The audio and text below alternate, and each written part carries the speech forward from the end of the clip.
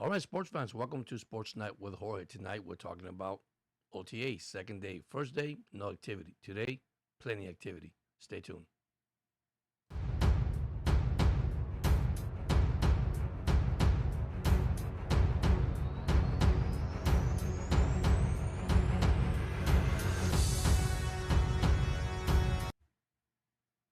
All right, sports fans, the Miami Dolphins today put it on gear, 7-on-7.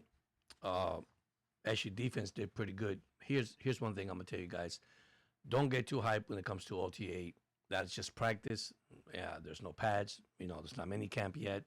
That's when it gets deeper to preseason, and then we're really gonna see how good the Miami Dolphins are. But so far, listen, congrats to the defense. They had a great game today. The defense had three picks.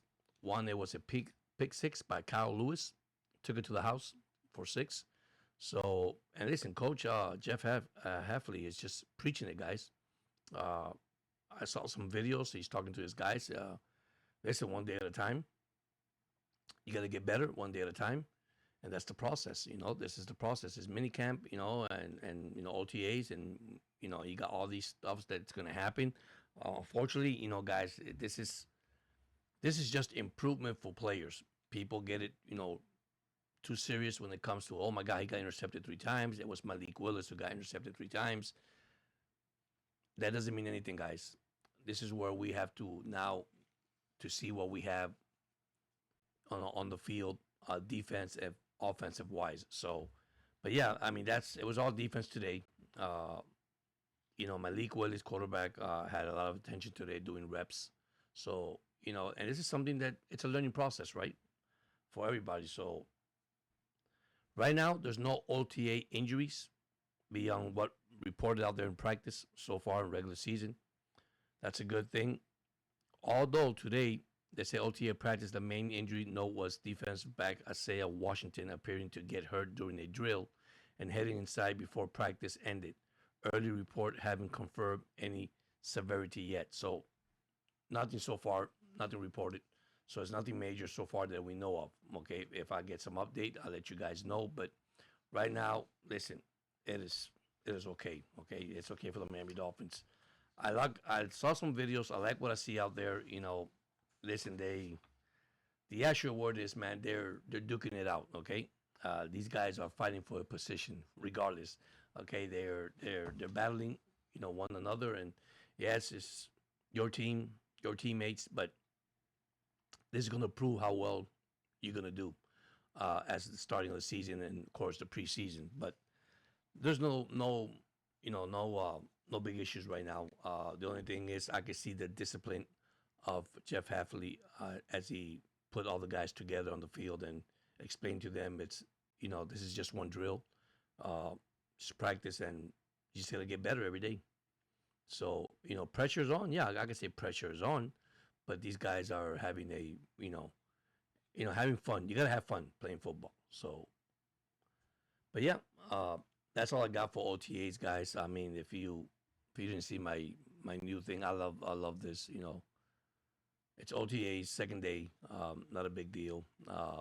They're working around this ball club, guys. Physically, mentally, you know, getting prepared for the upcoming season. Pretty soon it's here already. We're in May now, and then we got June. Then we have nothing till what, almost a whole month, and then we come back. So, but listen, what can I say, man? We had to get excited for this team. Going back to the schedule, some of you guys asked me the schedule about the Dolphins and the full schedule. Let me get this here. That is our preseason, guys. I apologize a few minutes ago. That is our first three preseason game: Friday, Saturday, and another Friday. So that's all what it counts. Get ready, prepare yourself, stay healthy, and once again, let's get ready to play football. So, listen, I want to thank everybody that's subscribed to the channel. Thank you so much for the thumbs up. I appreciate that, guys. I'm working hard to go live and do stuff with you guys, but I've been so busy, really so busy at work. I have some short videos out there. You guys go enjoy, man. I did some good inspirational videos to uplift one another, because that's what counts. Loving one another, and that's the most important thing right now. Yeah, sports. We all love sports. By the way, before I go, in the ABA, you got in the NBA playoffs, of course, we had the Spurs finally beat the Oklahoma Thunder. They had a streak. They swept the Lakers, but they lost at home. And then you had Cleveland versus New York tonight, I think it is. So, there's a lot of sports going on. And for my Oriole fans, yes, my Oriole fans, what a struggle. Getting beat last night, pretty bad, guys, pretty bad. 16-6 versus the Rays. Listen, let's be honest. I'm going to be honest with you guys as a sports podcaster, as I see, as I read. Pitching instability is not there. Underperforming offense, it's happening. Defensive concern, yes. Roster construction questions, yes. I don't have time for it now, but I wrote this down. I took a moment.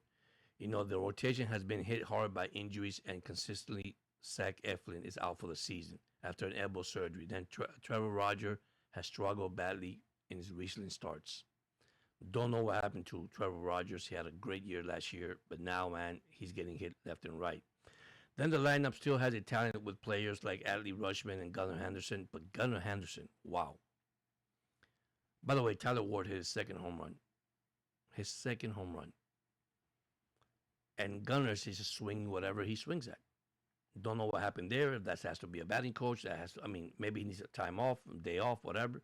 But the production hasn't matched expectation. Analysis has pointed out that the Orioles offense needed to be elite, offset roster weakness, and simply hasn't been. They're not elite. They're weak right now. The highest batting average last time I checked was Adley Rutschman. Defense, another thing. It's called the fundamental of baseball. How to play the fundamental. How to play the right things. Your double plays, your sacrifice fly, your sacrifice bunts. All that they're missing. Stolen base, all that stuff. This team right now, they have to figure it out, especially with the record they have, guys. They have to figure it out. Better be sooner than later, because if it's going to be later, I'm going to tell you right now, we have no chance. Right now, we're in fourth place, only a half game out of last place. I think we're 21-27. Quote me if I'm wrong, or 20-27. It is not good for the Baltimore Orioles right now. And I tell you, the Rays, amazing. The Rays has come out of the bat. This is a team that right now, I said to myself, they basically trade almost all their players. They went to the farm system. They got young players. See, the Orioles are actually 21-27, 11 games out. And the last 10 games, they're 4-6. Guys, they're terrible. They're minus 54 in run differential. You can't make it in this league like that. By the way, Tampa is 31-15. The Yankees follow with 29-19. The Yankees has been struggling also. They're 3-7 in the last 10 games. But Tampa is 7-3 in the last 10 games. They're playing good ball, guys. Goodbye. Actually, they have the best second record in baseball, followed by the Atlanta Braves.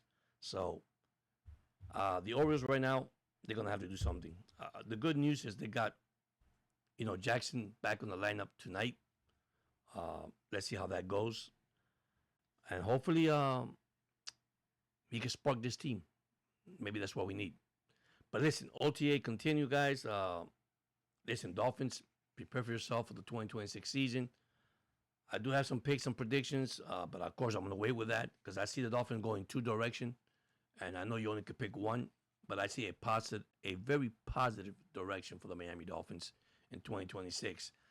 I'm going to say, and I said it again in my other podcast, don't be surprised they do shock the world, the fans in Miami. What I see here with, A-Chain signing with the offensive line, Patrick Paul, Samanaya, Proctor,